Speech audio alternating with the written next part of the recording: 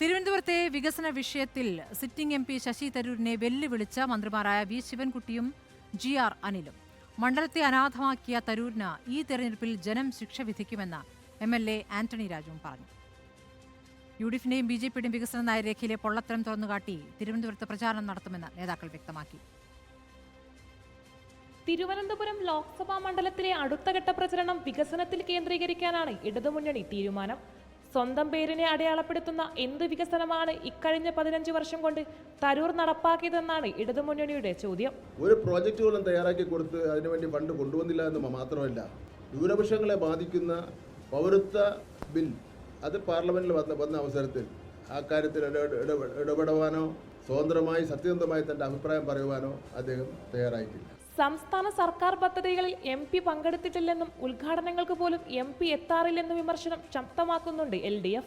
തരൂരിന്റേത് 2ാം സ്ഥാനത്തേക്കുള്ള മത്സരമെന്ന് ആന്റണി രാജു. ശശി തരൂരിന്റെ ഇന്നലത്തെ പ്രഖ്യാപനത്തിൽ നിന്ന് 2ാം സ്ഥാനത്തേക്കുള്ള മത്സരമാണ് അവർ തമ്മിൽ നടക്കുന്നത്. അദ്ദേഹം പറഞ്ഞത് BJPയും കോൺഗ്രസുമായിട്ടാണ് മത്സരമെന്ന്. അത് 2ാം സ്ഥാനത്തിന് വേണ്ടിയുള്ള മത്സരമാണ് അവർ തമ്മിൽ നടക്കുന്നത്. ഇങ്ങനെ പറയുന്നത് തന്നെ അദ്ദേഹത്തിന്റെ രാഷ്ട്രീയ പാപ്പരത്വമാണ്. ശ്രീ ശശി തരൂർ പറഞ്ഞ അഭിപ്രായം കോൺഗ്രസിനുണ്ടോ എന്ന് ഔദ്യോഗികമായി കോൺഗ്രസും UDFും വ്യക്തമാക്കേണ്ടതാണ്. NDA സ്ഥാനാർത്ഥി രാജീവ് ചന്ദ്രശേഖരനെതിരെയും വികസന കാര്യത്തിൽ വിമർശനം കടുപ്പിക്കുന്നുണ്ട് തലസ്ഥാനത്തെ ഇടതുപക്ഷം. അദ്ദേഹത്തിന് കേരളത്തിൽ നടന്നിട്ടുള്ള IT മേഖല വികസനത്തെ സംബന്ധിച്ചുള്ള ഒരു ധാരണയില്ല. IT മേഖലയിൽ ഇപ്പോൾ നിൽക്കുന്ന IT മേഖല നമുക്കറിയാം. ടെക്നോ പാർക്ക് ഫേസ് 1, ഫേസ് 2 അങ്ങനെയൊക്കെ ഉള്ള ഇതിൽ ഡീറ്റെയിൽസ് എഴുതിയിട്ടുണ്ട്.